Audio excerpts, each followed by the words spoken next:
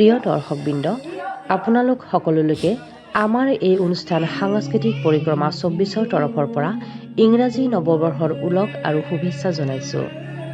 গহপুৰ দুবিয়াৰ ৰংগমঞ্চত অনুষ্ঠিত কৰা হৈছিল শ্ৰীকৃষ্ণৰ ৰাসলীলা। দুবিয়াৰ স্থানীয় ৰাইজে অভিনয় কৰাৰ লগতে দুবিয়াৰ জীয়ৰী ধাৰাবাহিক তথা ভ্ৰাম্যমাণৰ অভিনেত্ৰী কৃষ্ণাপ্ৰিয়া বেজবৰুৱাই দৈৱকী চৰিত্ৰত অভিনয় কৰা এটি নাট্যাংশ আপোনালোকলৈ আগবঢ়াইছোঁ।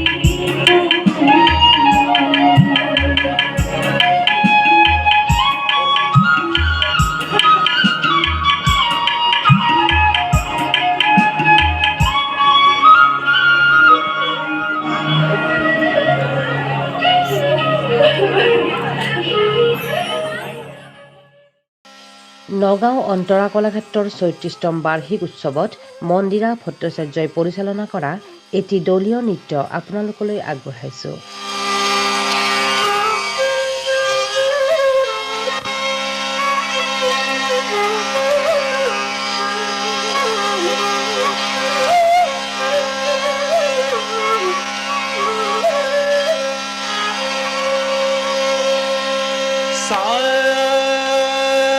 Gari sada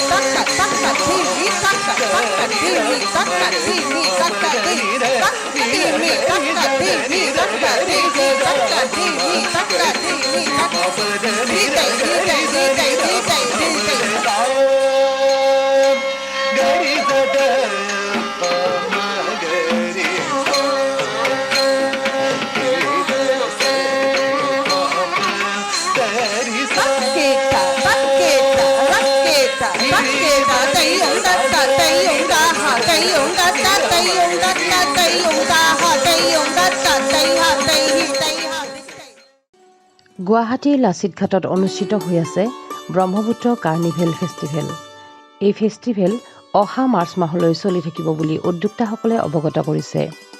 এই অনুষ্ঠানটি অসমৰ বিভিন্ন ঠাইৰ পৰা অহা জনগোষ্ঠীসকলৰ খাদ্য সম্ভাৰৰ জুতি ল'ব পৰাকৈ ব্যৱস্থা কৰা হৈছে। লগতে নানান মনোৰঞ্জন ধৰ্মী ব্যৱস্থাৰ উপৰিও প্ৰতিনিশা সাংস্কৃতিক অনুষ্ঠান আয়োজন কৰিছে।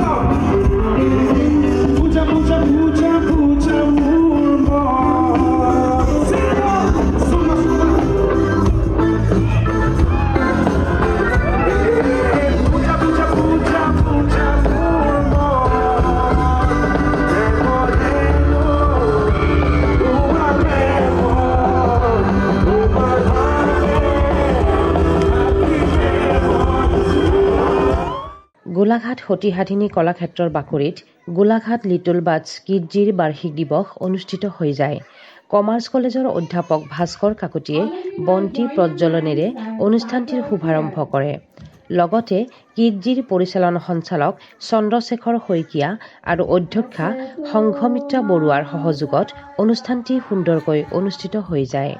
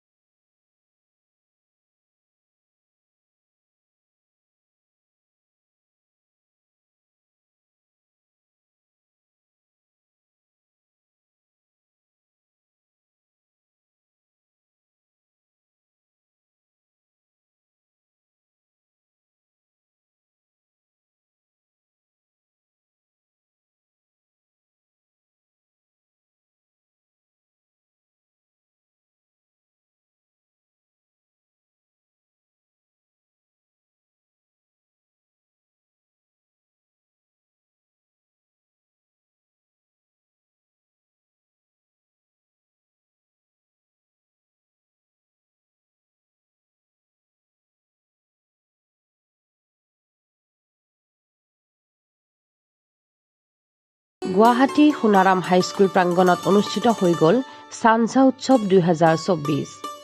গুৱাহাটী পৌৰ নিগমে আয়োজন কৰা এই উৎসৱৰ মূল উদ্দেশ্য হৈছে স্বাৱলম্বী মহিলাসকলৰ এখন উন্নত মানদণ্ডৰ বজাৰ উপলব্ধ কৰোৱা।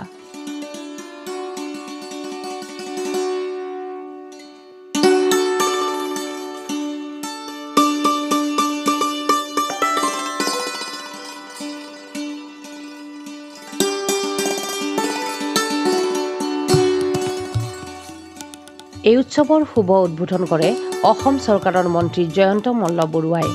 লগতে উপস্থিত থাকে গুৱাহাটী পৌৰ নিগমৰ মেয়ৰ মৃগেন শৰণীয়া আৰু নিগমৰ পাৰিষদ তথা বিষয়া কৰ্মচাৰীসকল।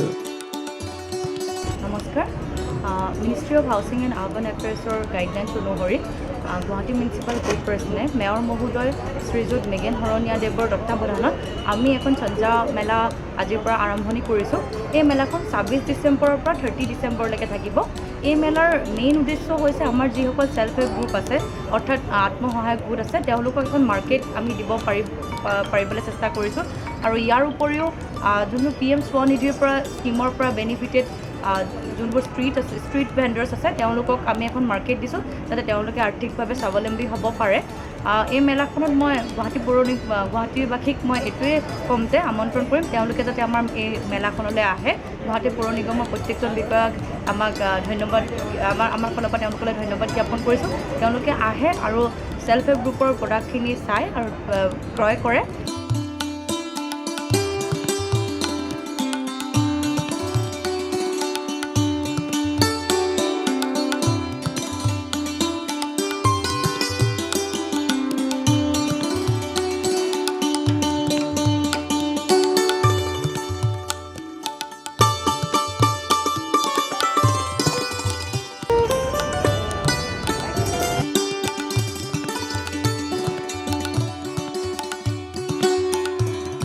নমস্কাৰ। আজি ministry of housing and urban development ফালৰ পৰা 5 দিনীয়াৰ কাৰণে এটা মেলা আয়োজন কৰা হৈছে আত্মসহায়ক গোটসকলৰ।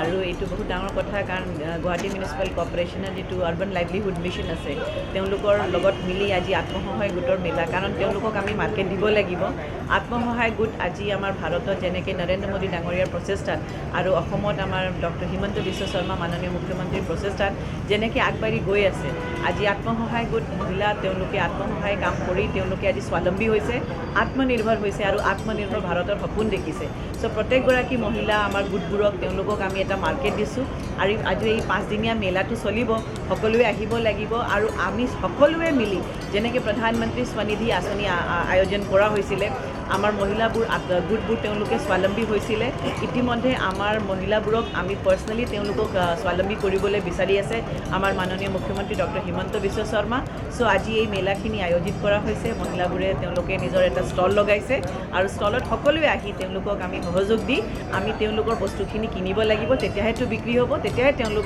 আত্মনিৰ্ভৰ হ'ব পাৰিব